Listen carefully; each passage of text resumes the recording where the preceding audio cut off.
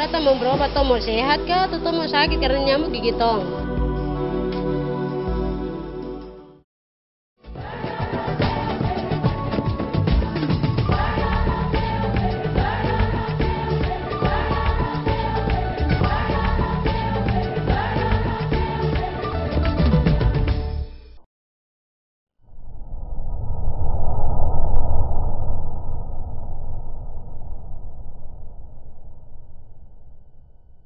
Papua seakan dirundung masalah kesehatan yang tak ada habis-habisnya.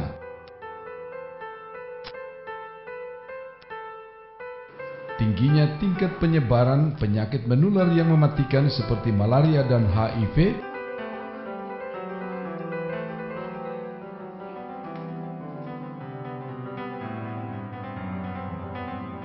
persoalan gizi buruk,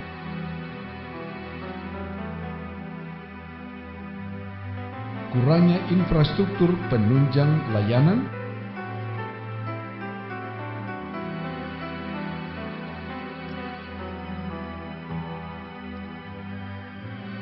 serta terbatasnya akses untuk mendapatkan pelayanan kesehatan masih terus menggerogoti upaya peningkatan derajat kesehatan masyarakat Papua.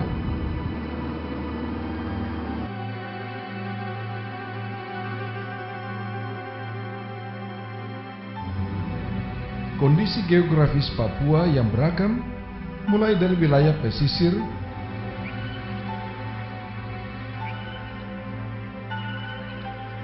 wilayah pedalaman, hingga pegunungan dengan karakteristik alamnya masing-masing, sering dituding sebagai penyebab dari sulitnya mendapatkan akses ke pelayanan kesehatan yang memadai. Seperti halnya wilayah kota Jayapura yang terbagi dalam 12 distrik dengan kondisi geografisnya yang beragam pula.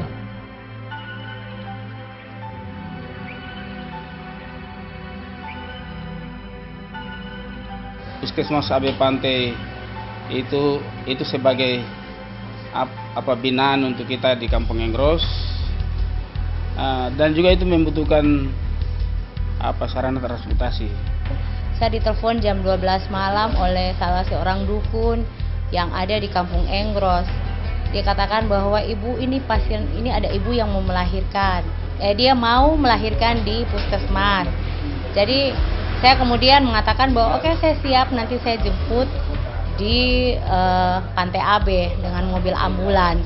Setengah jam kemudian saya telepon, dia kasih tahu kalau dia sementara menunggu speed. Dan akhirnya saya tunggu lagi, kemudian speed dari kampung datang, bukan pasiennya yang dibawa, karena ibunya sudah melahirkan, ditolong oleh dukun, tetapi plasentanya tertahan sehingga ada perdarahan. Jadi saya cuma bisa mengantar petugas saya, dan dia datang diambil sama orang kampung untuk pergi dan menolong melahirkan plasenta yang tertahan itu. Pernah kami pengobatan ke Enggros, dalam perjalanan kami menggunakan speedboat. Pada saat di tengah laut, mesin speedboatnya mati, dan kami semua di situ ada bidan, ada petugas perawat juga.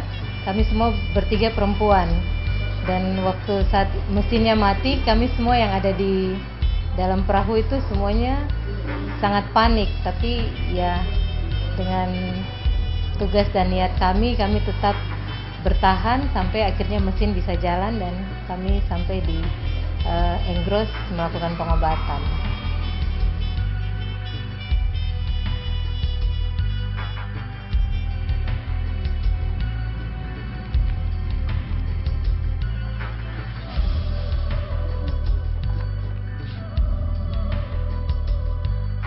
Selain persoalan sulitnya bagi orang sakit untuk mendapatkan akses terutama transportasi menuju ke pelayanan kesehatan yang memadai, minimnya tingkat kehadiran tenaga dokter di puskesmas juga menjadi persoalan lain yang seakan semakin menyuramkan harapan masyarakat untuk mendapatkan layanan kesehatan yang baik. Dari jam 10 ke atas itu kadang-kadang dokternya tidak ada. Petugas memang ada, petugas kesehatan memang ada, tapi kadang-kadang dokternya itu yang tidak ada. Jadi saya minta untuk kepala dinas kalau menaruh dokter ya taruh yang bagaimana caranya supaya dokter ini bisa bertahan di Koya Barat, atau petugas bidan atau perawat itu harus sesuai dengan yang diinginkan oleh masyarakat. Jangan 1-2 tahun dipindah. Jadi kita merupakan batu loncatan untuk petugas. Dari pengakuan salah seorang dokter yang bertugas pada sebuah puskesmas yang letaknya jauh di luar kota, didapati berbagai persoalan yang berkaitan dengan fasilitas pendukung dan masalah kesejahteraan dokter yang belum sepenuhnya mendapat perhatian. Iya, saya sebagai dokter umum di Puskesmas Koya sudah sekitar 3 tahun. Awalnya pertama jumlah dokter umum pun terbatas. Sempat selama 6 bulan atau bahkan sampai 1 tahun saya cuma 1 orang. Sedangkan di sini dengan fasilitas ada UGD 24 jam. Sedangkan ada juga rawat inap yang harus dipantau selama 24 jam. Bayangkan kalau hanya dilayani oleh 1 orang dokter. Untuk obat-obat, banyak sekali obat yang masuk dalam askes atau jamkesmas tidak disediakan di puskesmas. Jadi banyak sekali pasien yang sebenarnya bisa kita layani di Puskesmas Koya, akhirnya kita rujuk hanya gara-gara kita tidak punya obat yang tersedia di sini. Seperti itu, dan selain itu juga terakhir kesejahteraan dokter.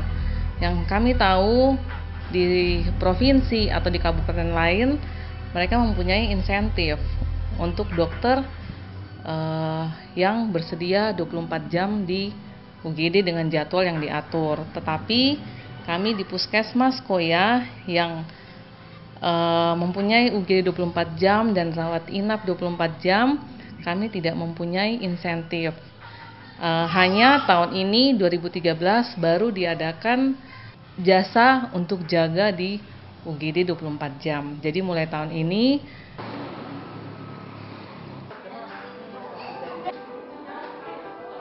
tak hanya itu saja, masih ada sederet persoalan lain di sektor kesehatan yang senantiasa menjadi musuh menakutkan yang siap menghadang upaya pemerintah maupun tenaga kesehatan dalam memenuhi tanggung jawab dan komitmennya sebagai pelayan masyarakat, khususnya pelayanan kesehatan.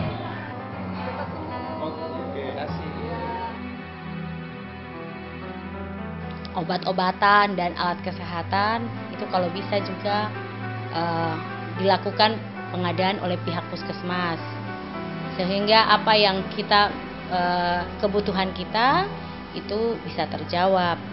Karena seperti alat kesehatan kami minta merek yang ini dikasih merek yang lain, jadi kualitasnya juga itu dalam kami bekerja juga alat itu cepat rusak. Dan kemudian seperti obat-obatan kami juga bisa merencanakan sesuai dengan kasus yang ada, sehingga tidak ada obat-obat yang mubazir karena kasusnya jarang dan kemudian itu diberikan lebih banyak. Jadi itu membuat pemborosan anggaran seperti itu.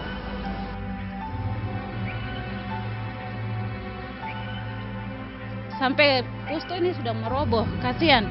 Pada saat kami posyandu, ibu-ibu hanya duduk di lantai dengan keadaan yang ya begini sudah. Kalau misalnya ada ombak besar, kami bisa roboh sama-sama pada saat penimbangan. Jadi mohon perhatian dari pemerintah kota untuk bisa membangun secepat mungkin. Kita punya mobil rujukan itu sudah dalam status rusak berat. Memang sudah secara terus-menerus sudah dilaporkan ke Dinas Kesehatan Kota. Namun mungkin karena berhubungan dengan perencanaan Dinas Kesehatan Kota, sehingga tahun ini saya baru dapat tembusan akan ada pengadaan 1 unit ambulans untuk ke Puskesmas Perawatan Koya untuk kepentingan rujukan.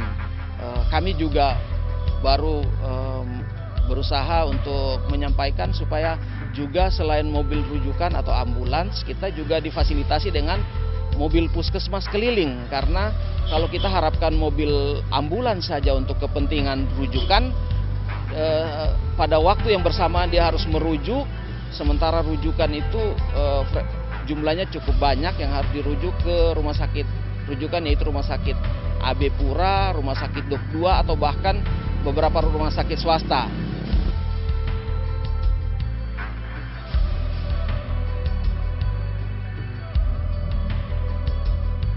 Meskipun dalam berbagai keterbatasan, sesungguhnya para tenaga kesehatan yang ada di Kota Jayapura tetap memegang komitmen mereka untuk melayani masyarakat khususnya dalam bidang kesehatan.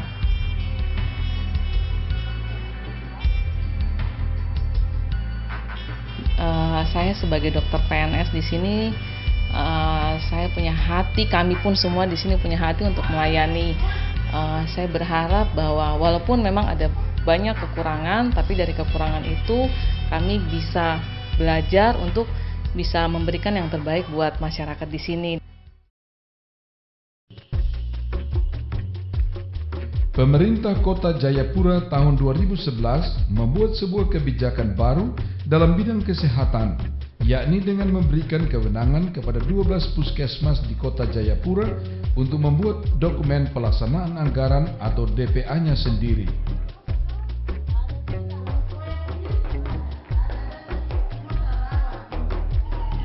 Khusus untuk kebijakan di bidang kesehatan, di Kota Jayapura ada 12 puskesmas. Di Kota Jayapura kita belum mempunyai rumah sakit, hanya ada rumah sakit provinsi. Di 12 puskesmas di Kota Jayapura yang tersebar di 12 distrik diberikan dana khusus untuk mereka melayani masyarakat di masing-masing 12 puskesmas, dan kita berikan DPA kepada mereka supaya uang operasional dan biaya-biaya lain bisa dilakukan sendiri oleh ke-12 puskesmas di wilayah Kota Jayapura. Dan di 12 puskesmas ini dilakukan pelayanan kepada masyarakat 24 jam di 5 puskesmas yang ada di Kota Jayapura. Banyak keluhan-keluhan dari puskesmas, sering uangnya terlambat. Dengan hal ini makanya kami dari pemerintah kota, dari Badan Pengelola Keuangan dan Aset Daerah mencoba membuat satu rumusan, yaitu membuat kuasa pengguna anggaran untuk 12 puskesmas yang ada di pemerintah kota. Puskesmas diberikan kuasa untuk melakukan permintaan maupun proses penganggarannya sendiri. Jadi puskesmas langsung meminta uangnya, operasionalnya langsung ke bagian keuangan dan melakukan pencairan. Begitu juga dengan melaksanakan pertanggungjawaban daripada anggaran yang mereka telah lakukan itu. Nah, ini tentu tujuannya adalah bagaimana kepala puskesmas dan perangkatnya bisa mengelola keuangan dalam rangka meningkatkan operasional pelayanan puskesmas secara maksimal di tingkat puskesmas. Rata-rata masing-masing puskesmas itu diberikan kewenangan mengelola keuangan melalui DPA masing-masing, tentu memang bervariasi berdasarkan jangkauan pelayanan, kemudian jumlah penduduk yang dilayani. Dan rata-rata antara 100 sampai dengan 250 bahkan sampai 300 per puskesmas. Pihak puskesmas membuat perencanaan kebutuhan operasionalnya, kemudian diserahkan kepada bagian anggaran BPKAD Kota Jayapura. Perencanaan yang dibuat oleh pihak puskesmas ini didahului dengan membuat peta sehat kampung-kampung yang masuk dalam wilayah pelayanan puskesmas ini. Peta sehat ini dibuat berdasarkan hasil pertemuan lintas sektoral yang melibatkan tokoh masyarakat, tokoh adat, tokoh agama, serta tokoh perempuan. Dan itu kemudian kami membuat kegiatan lintas sektoral ini. Pada kegiatan itu kami memberikan potret kampung kepada masing-masing kampung, sehingga mereka bisa melihat ini persoalan kami di layanan kesehatan. Kami punya gizi buruk sekian, kami punya gizi kurang sekian, kami juga punya angka penyakit tinggi, kemudian kami juga punya sarana kesehatan lingkungan sanitasi dasar seperti jamban yang tidak sehat itu ada berapa, yang baik berapa, seperti itu. Rumah pun juga demikian.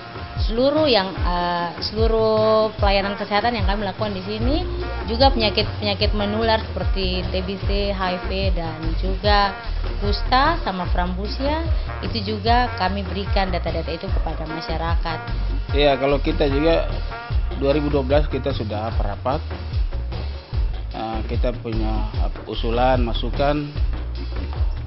Itu yang perlu didukung oleh pemerintah kota dalam hal ini lewat Puskesmas AB Pante, sehingga kita punya pemetaan itu yang harus dijawab, sehingga kita bisa ada pelayanan.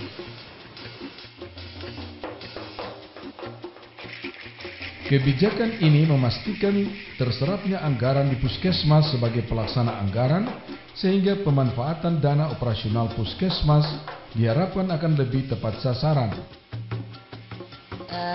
Kami di Puskesmas AB Pante, kami punya daerah layanan itu ada terdiri dari 1 kelurahan dan 3 kampung. 1 kelurahan itu Kelurahan AB Pante, kemudian 3 kampung itu Kampung Engros, Nafri, dan Koyakoso.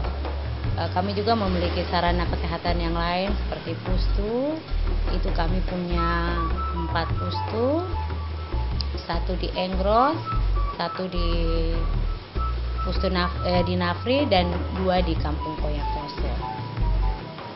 Dan di dalam penganggaran itu di dalam DPA kami puskesmas sudah mempunyai DPA sendiri yang diberikan oleh pemerintah kota, dalam hal ini hak pengguna anggaran kepada kami pihak puskesmas. Itu di dalamnya juga sudah tercover dana operasional pustu. Jadi seperti tahun 2013 kami mempunyai alokasi dana 145 juta. 10 jutanya itu untuk masing-masing pustu. Jadi alokasi dana untuk 4 pustu itu 40 juta.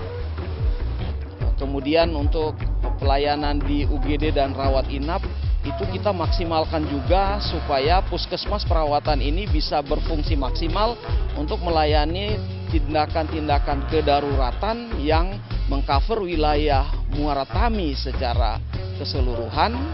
Kemudian juga ada beberapa rujukan di luar Muara Tami, misalnya dari kampung-kampung terdekat yang juga meskipun ada di wilayah Kerom.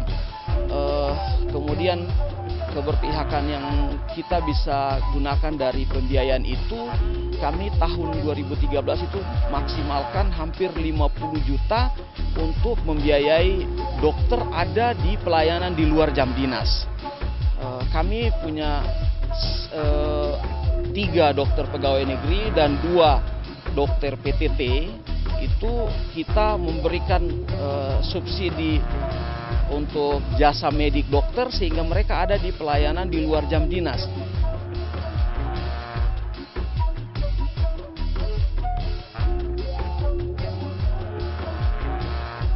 Sepanjang program kebijakan pemberian kewenangan kepada puskesmas ini dijalankan sejak tahun 2011 hingga kini, program ini telah dievaluasi oleh berbagai pihak.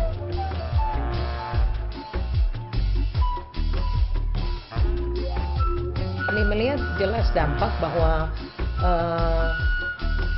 pelayanan kita ini semakin terarah, jadi puskesmas tidak hanya sebatas di puskesmas, tapi pelayanan luar gedung itu makin terlayani. Bukan hanya orang yang sehat yang dilayani, orang yang sakit yang dilayani, tapi orang yang sehat juga itu dilayani. Jadi dalam arti mereka melakukan penyuluhan tentang HIV/AIDS, penyuluhan tentang gizi, kemudian menjaring anak-anak yang gizi buruk. Jadi nanti di posyandu biasanya ada penimbangan bayi balita. Dari penimbangan itu kita akan lihat bahwa apakah ini ada ke arah gizi buruk atau tidak. Ya, sampai saat ini alhamdulillah belum, dari puskesmas sendiri mereka belum mengeluh, maka malah mereka bersyukur karena mereka dapat mengelola langsung kebutuhan mereka dengan uang yang ada, yang tersedia ini.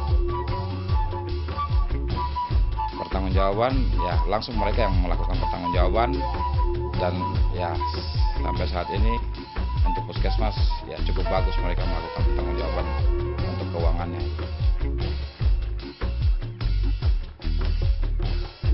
Apresiasi datang dari berbagai pihak terhadap perubahan yang mulai dirasakan setelah berjalannya program ini.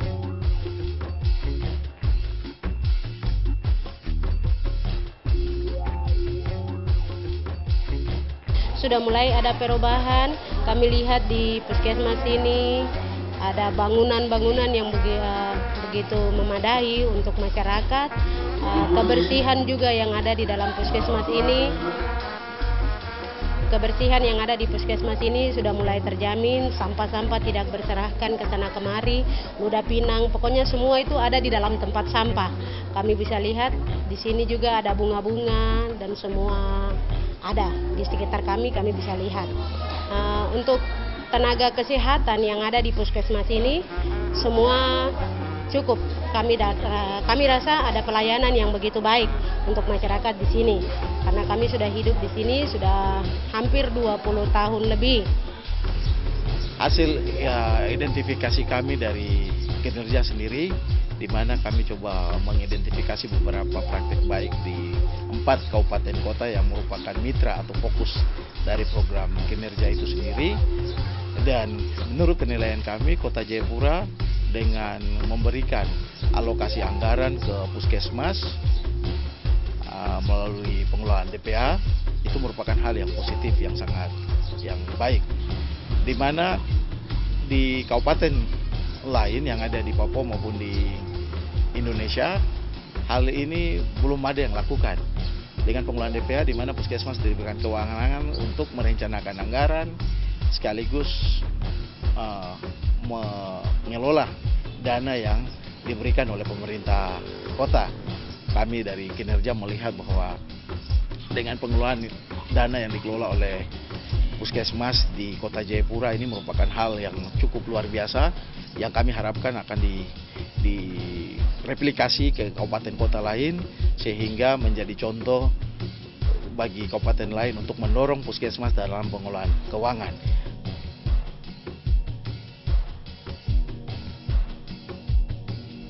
Pihak puskesmas juga merasakan perubahan dalam hal pelayanan kepada masyarakat.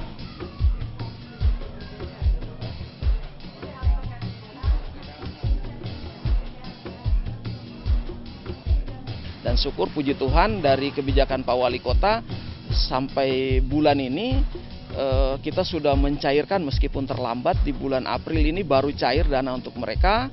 Sehingga dari kebijakan itu hak-hak dokter untuk jaga di luar jam dinas itu bisa terbayar. Program Prosehat Kota Jayapura, salah satu di antaranya pemberian kewenangan kepada puskesmas untuk mengelola dana operasionalnya sendiri, telah sedikit merubah wajah kesehatan Kota Jayapura.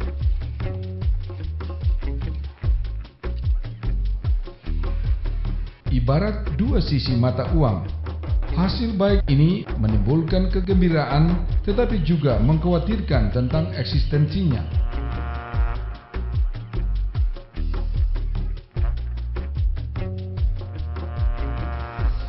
DPA itu kalau bisa diperdakan sehingga siapapun pimpinan yang ada boleh berganti. Dia tidak berhak untuk bisa meniadakan DPA yang sudah ada.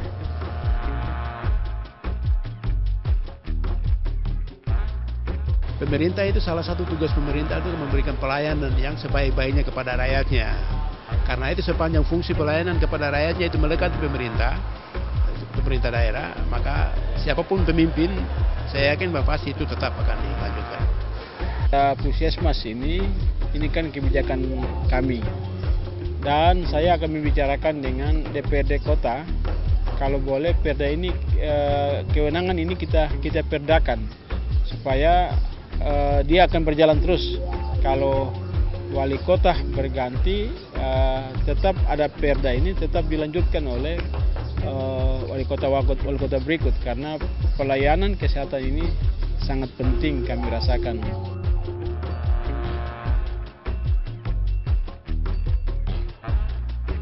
Untuk dapat menjawab dan meminimalisir persoalan sektor kesehatan di Papua, maka perlu dilahirkan program-program baru yang tidak bertujuan untuk meniadakan program-program yang terdahulu, melainkan sebagai program pendukung untuk mempercepat pencapaian tujuan bersama, yakni meningkatkan derajat kesehatan masyarakat. Hitam kulit, keriting rambut, aku Papua. Hitam kulit, keriting rambut, aku Papua.